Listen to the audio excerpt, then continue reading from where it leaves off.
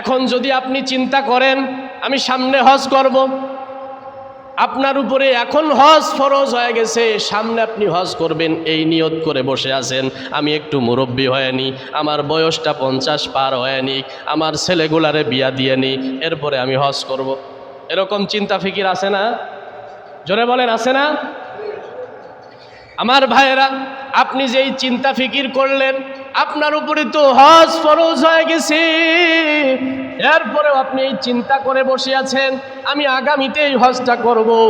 বান্দারে, মনের মধ্যে কি একটু জিজ্ঞাসা হয় না, বান্দা তুমি যে সামনে করব এই চিন্তা ফিকির নিয়ে আগাইতেছ, সামনে 50 বছর পর্যন্ত তুমি হায়াত পাবা কিনা এর কোনো গ্যারান্টি আছে? গ্যারান্টি আছে?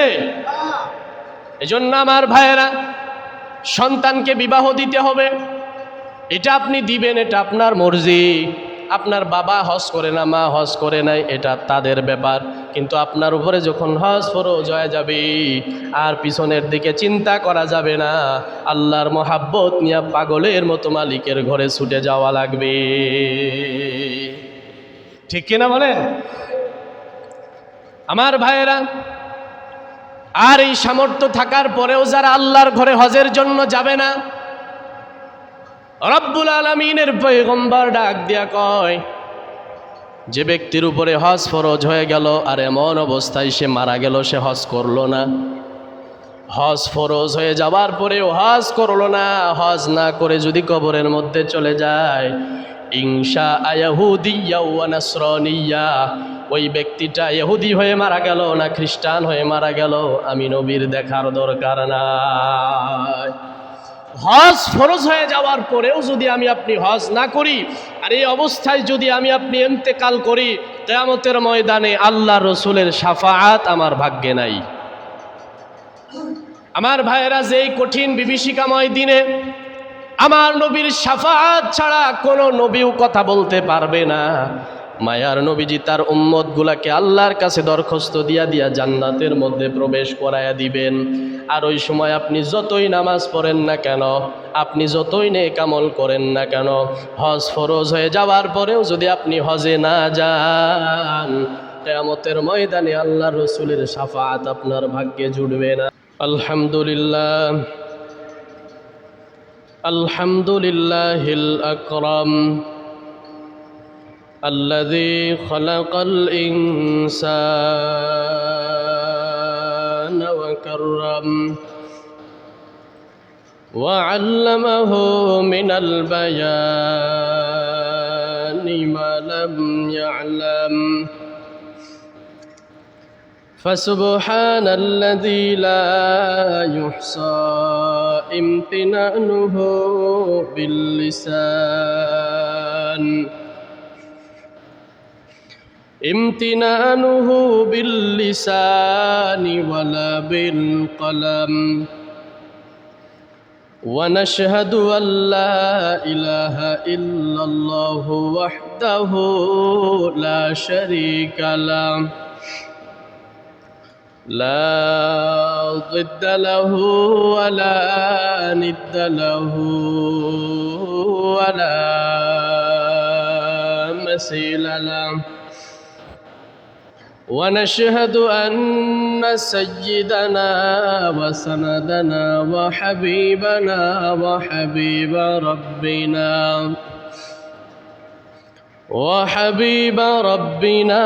وطبيبنا وطبيب قلوبنا ومولانا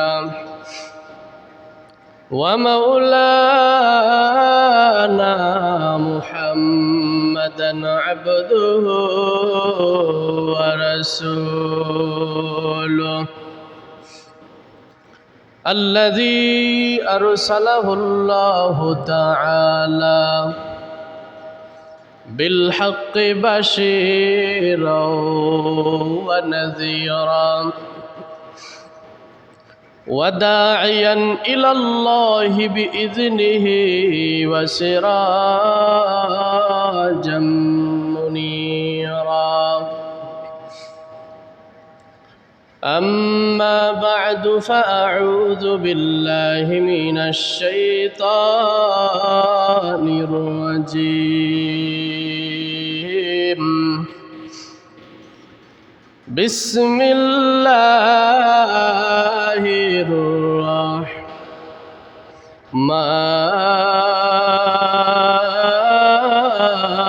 الرحيم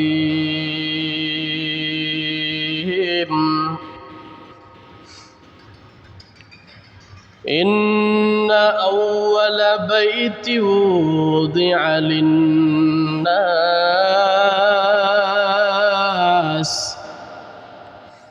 للذي ببكة مباركا وهدى للعالمين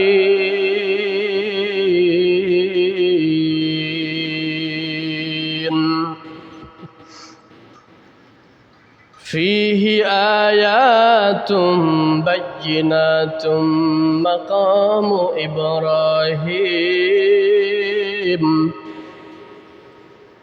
ومن دخله كان آمنا ولله على الناس حج البيت من استطاع إليه سبيلا ومن كفر فإن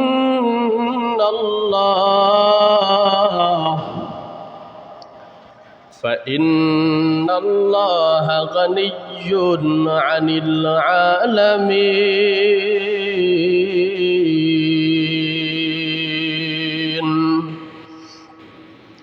وقال النبي صلى الله عليه وسلم من مات ولم يحج وعليه الحج فليمت إن شاء يهوديا وإن شاء نصرانيا صدق الله مولانا العظيم وصدق رسوله النبي الكريم ونحن على ذلك لمن الشاهدين والشاكرين والذاكرين والحمد لله رب العالمين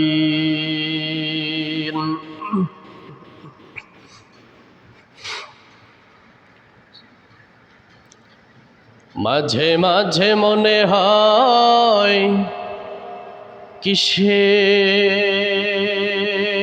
আনন্দ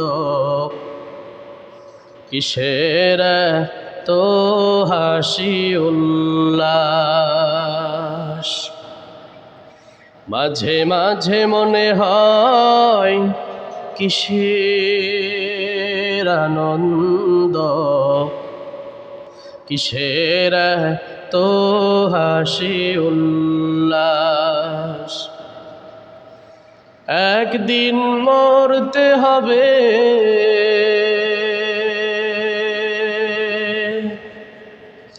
হতেই হবে লাশ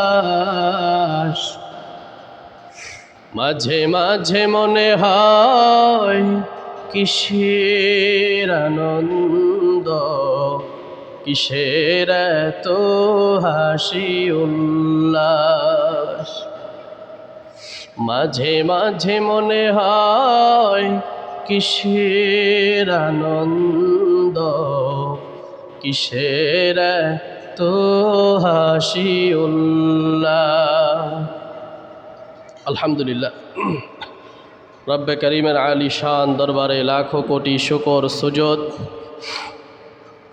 যে মহান রব্বুল আলামিন এই ফিতনা ফাসাদের জামানায় পবিত্র মাস পবিত্র দিন পবিত্র শাওয়াল মাসের দ্বিতীয় জুমায় আল্লাহ পাক রব্বুল আলামিন আমাদেরকে মহাব্বত কইরা ভালোবাসা এই এলাকার মধ্য থেকে অনেক মানুষের ভিড়ে যে আল্লাহ তাআলা তার হুকুম পালনার্থে আমাদেরকে মসজিদে এসে বসার তৌফিক দিয়েছেন। নিয়ামতের শুকর আদার্থে সকলে খুশি হয়ে জবান ছেড়ে সেই মালিকের প্রশংসা, সকলে মালিকের শেখানো কালিমাতুশ শুকুর জবান ছেড়ে একবার বলি আলহামদুলিল্লাহ। শতকোটি দুরূদ ও সালাম বিশ্ব নবী সাল্লাল্লাহু আলাইহি ওয়াসাল্লামের উপর, সকলে বলি সাল্লাল্লাহু আলাইহি ওয়াসাল্লাম। সম্মানিত উপস্থিতি, আমরা জানি রমাদান আমাদের থেকে বিদায় নিয়ে শাওয়াল মাসে আমরা উপস্থিত হয়েছি। শাওয়াল মাসও আস্তে আস্তে আস্তে আস্তে আমাদের থেকে বিদায় নিয়ে চলে যাইতেছে। রাসূলুল্লাহ সাল্লাল্লাহু আলাইহি ওয়াসাল্লাম বলেন, যে ব্যক্তি রমজান মাসের সিয়ামগুলো ঠিক মতন পালন করবে, রমাদান মাসের সিয়ামগুলো পালন করার পরে মান সামা রমাদান সুম্মা আতবাহু সিত্তাম মিন শাওয়াল, রমাদানের রোজাগুলো রাখার পরে যে বা যারা শাওয়াল মাস, রমজানের পরের মাস শাওয়াল মাসে যে ব্যক্তি সিত্তাম মিন শাওয়াল, শাওয়ালের 6টা রোজা রাখবে। কয়টা রোজা? 6টা রোজা। কানা কাসিয়ামিদ দাহরি কুল্লি, নবীজি বলেন সে যেন গোটা 1 বৎসর রমজান রোজা পালন করেছে, এবং এই 1 বৎসর রোজা পালন করার পরে বান্দার আমলনামায় যতটুকু সওয়াব হতে পারে, 1 বৎসর রোজা রাখলে যতটুকু সওয়াব হতে পারে, আল্লাহ তাআলা খুশি হইয়া বান্দার আমলনামার মধ্যে ওই পরিমাণ নেকি উঠাইয়া দেয়। এজন্য আমাদের উচিত এই মাসে 6টা রোজা রাখা। কি বলেন? যত কষ্টই হোক, রমাদান মাসে 30টা রোজা রাখতে পেরেছি, আর 6টা রোজা কেন রাখতে পারবো না? এত ফজিলত। হাদিসের মধ্যে আল্লাহর রসুল এই ফজিলতের কথা বললেন। আল্লাহ তাআলা কোরআনের মধ্যে ব্যাখ্যা দিলেন যে কিভাবে 1 বৎসর রোজা রাখার সওয়াব হয়। আল্লাহ তাআলা বলেন, মান জাআ বিল হাসানাতি ফালাহু আশরু আমসালিহা, আমি আল্লাহ তাআলা মায়া কইরা বান্দার প্রত্যেকটা নেক আমল 10 গুণ বাড়ায় দিই। সুবহানাল্লাহ। কয় গুণ বাড়ায় দেয়? 10 গুণ বাড়ায় দেয়। তাহলে 30টা রোজা 10 গুণ করে হিসাব করলে 300টা রোজা। কয়টা রোজা? 300টা। আর 6টা রোজা যদি এর সাথে যোগ করা হয় তাহলে 6 দশে 60টা। আরবি হিসাব অনুযায়ী কোনো বৎসরে 360 দিনে বছর পূর্ণ হয়ে যায়। এজন্য যদি কোনো আল্লাহর বান্দা এই রমজান মাসের রোজা রাখার পরে শাওয়াল মাসের 6টা রোজা রাখে, আল্লাহ তাআলা 1 বৎসর রোজা রাখার সওয়াব বান্দার আমলনামায় উঠায়া দেন। সুবহানাল্লাহ। আল্লাহ তাআলা আমাদের এই 6টা রোজা রাখার তৌফিক দান করুক। এরপরে আসেন, সামনে আসতেছে আল্লাহ তাআলার একটা ফরজ বিধান, হজ। আমরা সকলেই জানি ইসলামের মৌলিক বিষয় হলো 5টি। কয়টি? 5টি বিষয়ের উপরে ইসলাম প্রতিষ্ঠিত। তার ভিতরে 1 নম্বর জবান থেকে এই স্বীকৃতি দেওয়া, লা ইলাহা ইল্লাল্লাহ, আল্লাহ ছাড়া কোনো মাবুদ নাই, এবং আরও সাক্ষ্য দেওয়া ওয়া আশহাদু আন্না মুহাম্মাদার রাসূলুল্লাহ সাল্লাল্লাহু আলাইহি ওয়াসাল্লাম, আল্লাহ তাআলা রসুল, এ কথার সাক্ষী দেওয়া। ওয়া ইকামিস সালাহ, 5 ওয়াক্ত নামাজ পড়া, সালাত কায়েম করা। কায়েমের 2টা ব্যাখ্যা। এর 1 নম্বর ব্যাখ্যা হলো নামাজের ভিতরে যে মাসাইলগুলো আছে ঠিক মতন পালন করা, এটারে বলে নামাজ কায়েম করা। এটারে বলে কি করা? নামাজ কায়েম করা। আরেকটা কায়েম করার ব্যাখ্যা হলো রাষ্ট্রীয়ভাবে কায়েম করা। কায়েম কিভাবে? একটা ব্যাখ্যা দিলে বুঝবেন। সমাজের ভিতরে আমরা যত মানুষ আমাদের সাথে সাক্ষাৎ হয়, দিনে রাতে যখনই সাক্ষাৎ হয়, তার কোমরের ভিতরে আমরা প্যান্ট দেখি। দেখি কি না? অনেকে লুঙ্গি পরে, প্যান্ট পরে, নাকি উলঙ্গ থাকে? উলঙ্গ থাকে নাকি? কথা বলেন না কেন? উলঙ্গ থাকে। তার মানে এই প্যান্টটা সমাজের ভিতরে কায়েম আছে। সমাজের ভিতরে কি আছে? কায়েম আছে, প্রতিষ্ঠিত আছে। নামাজটাও ঠিক ওইভাবে প্রতিষ্ঠিত হতে হবে। নামাজ এমন একটা বিধান, এই বিধানটা ইসলামের মৌলিক বিষয়ের দ্বিতীয়তম বিষয়। ঈমান আনার সাথে সাথেই নামাজের গুরুত্ব। ঈমান আনার সাথে সাথে কি? নামাজের গুরুত্ব। এজন্য হেলায় খেলায় এই নামাজ নষ্ট করা যাবে? আল্লাহ তাআলা 5 ওয়াক্ত নামাজ জামাতের সহিত পড়ার তৌফিক দান করুক। পড়ে না আমিন। ওয়া ইকামিস সালাহ ওয়া ইতাইজ যাকাত, যাকাত প্রদান করা, ওয়াল হজ, এরপরেই মৌলিক বিষয়ের একটা, সেটা হলো হজ, ওয়া সাওমি রমাদান, আর রমজান মাসে রোজা রাখা। কয়টা হলো? 5টা। এই 5টা বিষয়ের উপরে ইসলাম প্রতিষ্ঠিত। এজন্য আমার ভাইরা, আল্লাহ তাআলা বলেন, যে ব্যক্তির আমি আল্লাহর ঘর কাবা ঘর পর্যন্ত পৌঁছানোর সামর্থ্য আছে, ক্ষমতা আছে, এই ব্যক্তির উপরে হজ ফরজ। এই ব্যক্তির উপরে কি? কথা কন না কেন? নামাজ যেমনি ফরজ, ঠিক তেমনিভাবে ওই আল্লাহর ঘর বাইতুল্লাহ পর্যন্ত পৌঁছানোর সামর্থ্য যদি আমার আপনার থাকে, তো আমার আপনার উপরেও হজ ফরজ। আমি আপনাদের সামনে সূরা আলে ইমরানের 96 নম্বর আয়াত থেকে তেলাওয়াত করেছি। আল্লাহ তাআলা বলেন, ইন্না আউওয়ালা বাইতি উদিআ লিন-নাস লাল্লাযী বিবাক্কাতা মুবারাকাও ওয়া হুদাল লিল আলামিন।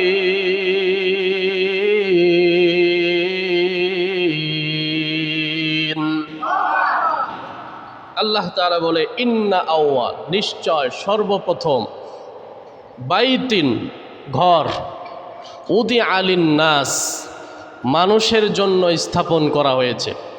সর্বপ্রথম মানুষের জন্য ইবাদতের জন্য একটা ঘর নির্মাণ করা হয়েছে। লাল্লাযী বিবাক্কা, সেটা কোথায়? আল্লাহ ব্যাখ্যা করতেছে, সর্বপ্রথম মানুষের ইবাদতের জন্য একটা ঘর নির্মাণ করা হয়েছে।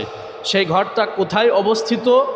লাল্লাযী বিবাক্কা, অর্থাৎ বাক্কা, মক্কার আগের নাম বাক্কা। এজন্য আল্লাহ কোরআনের ভিতরে বাক্কা শব্দটা ব্যবহার করলেন।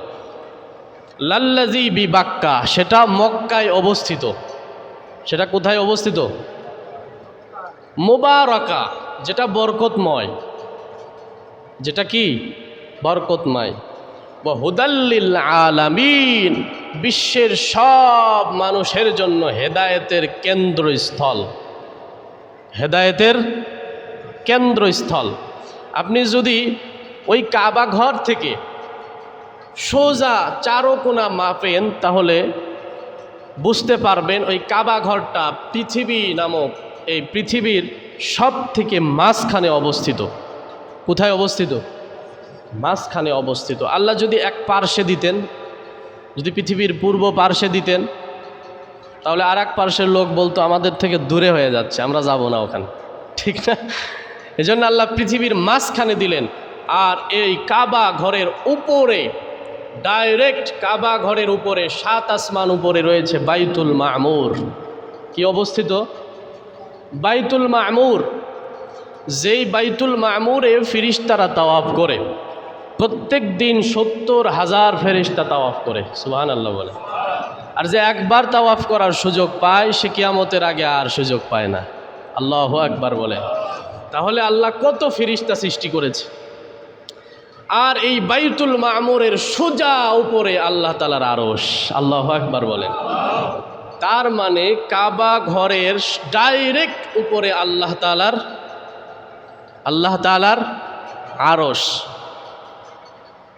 এজন্য আমার ভাইরা, আল্লাহ বলেন লাল্লাযী বিবাক্কাতা মুবারাকা, মুসলমানদের জন্য নয়, গোটা মানব জাতির জন্য।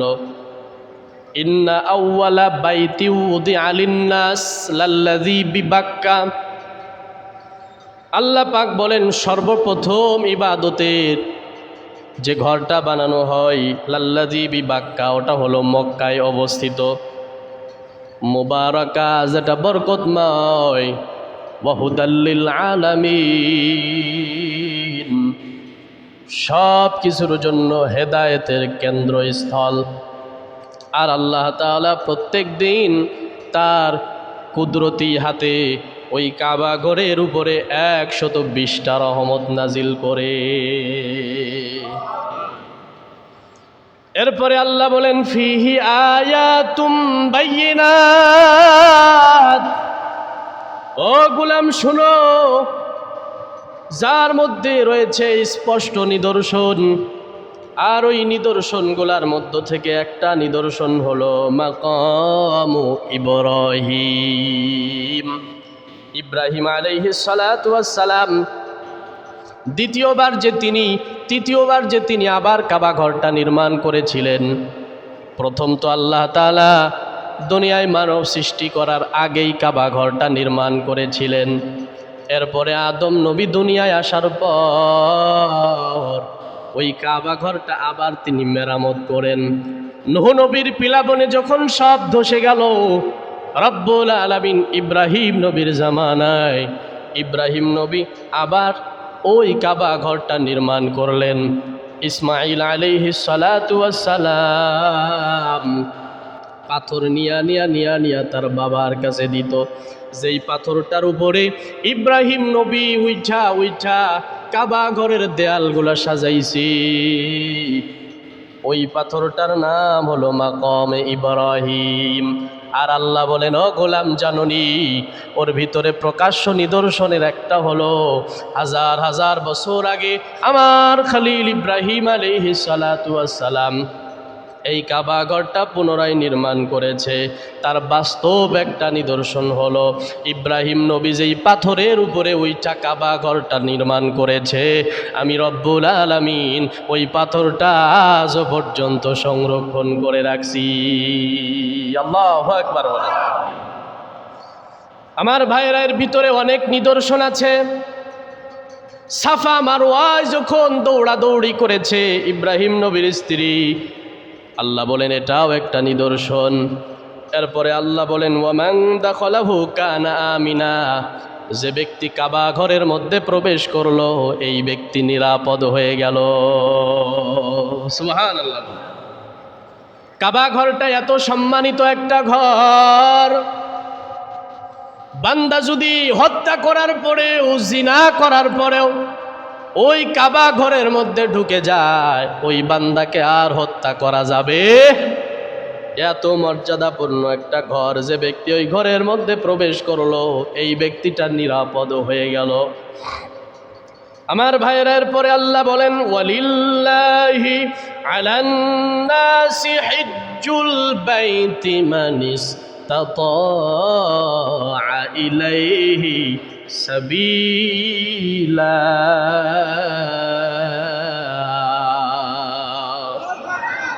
আল্লাহ তাআলা বলেন, যে ব্যক্তির ওই ঘর পর্যন্ত, ওই কাবা ঘর পর্যন্ত পৌঁছানোর সামর্থ্য আছে, এই ব্যক্তির উপরে হজ করা কি ফরজ।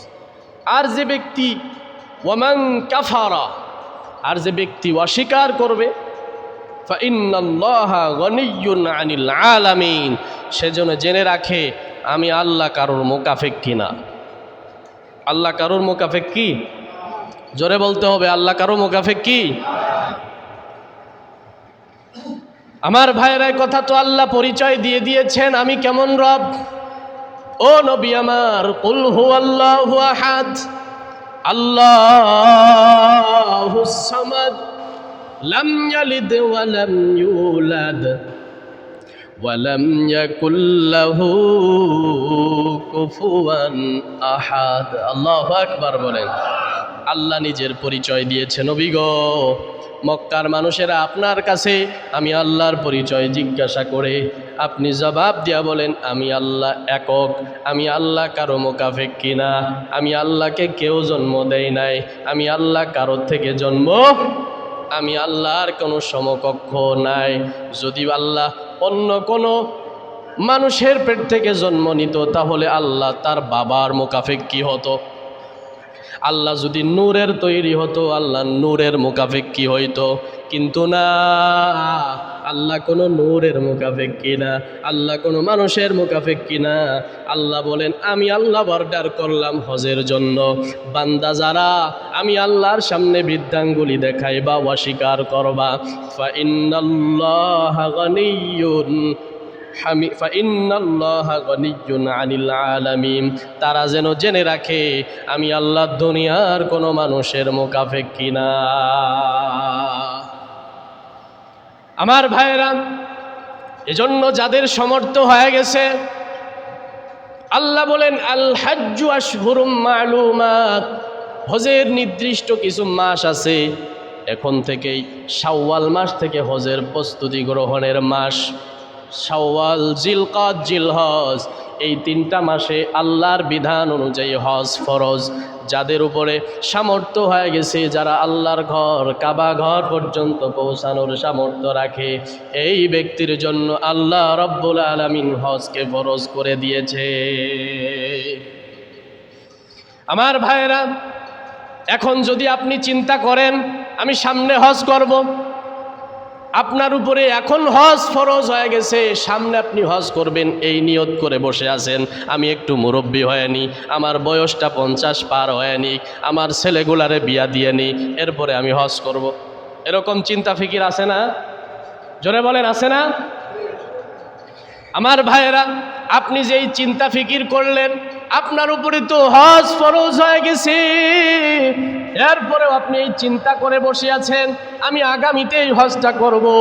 বান্দারে, মনের মধ্যে কি একটু জিজ্ঞাসা হয় না, বান্দা তুমি যে সামনে করব এই চিন্তা ফিকির নিয়ে আগাইতেছ, সামনে 50 বছর পর্যন্ত তুমি হায়াত পাবা কিনা এর কোনো গ্যারান্টি আছে?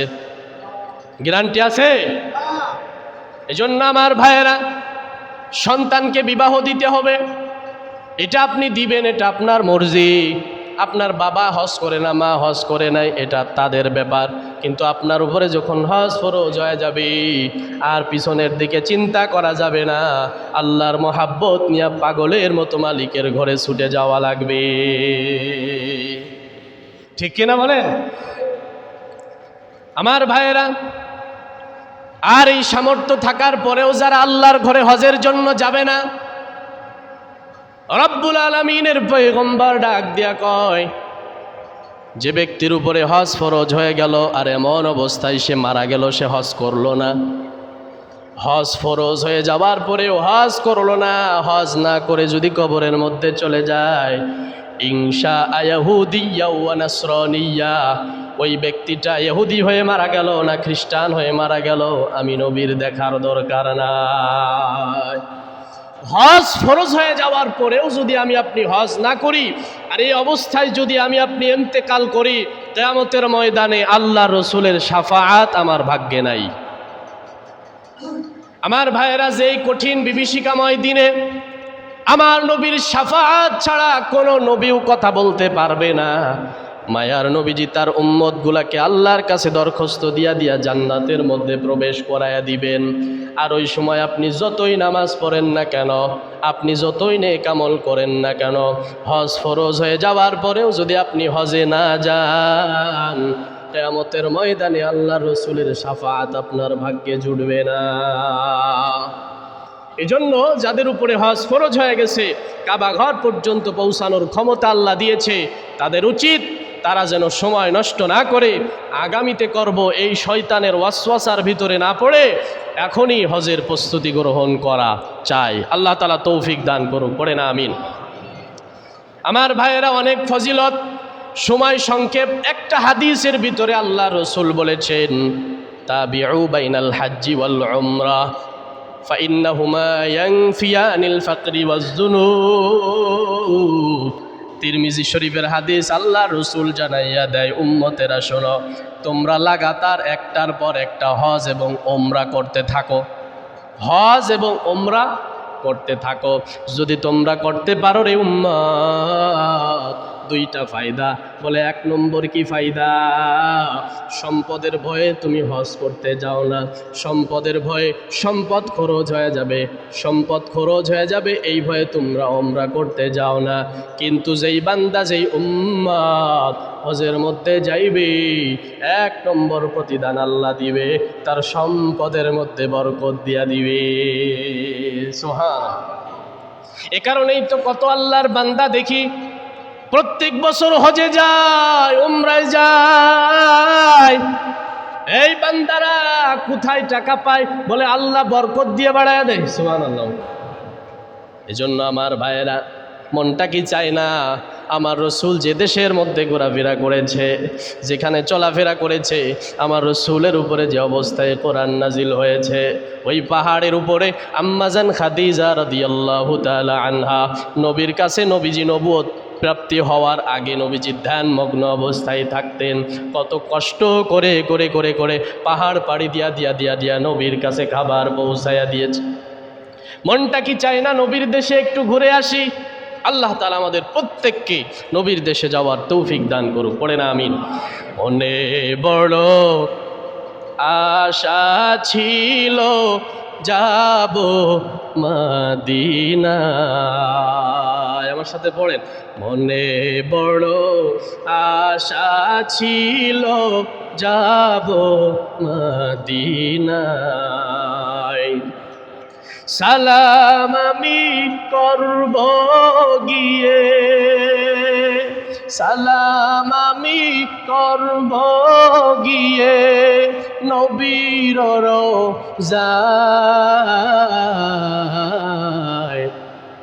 মনে বড় আশা ছিল যাব মদিনায়। আরব সাগর পাড়ি দেব, নাই কো আমার তরি। পাখি নই তো উড়ে যাব ডানাতে ভর করি। আমার আশায় আছে সম্বল নাই, আশায় আছে সম্বল নাই। করি কিও পাই,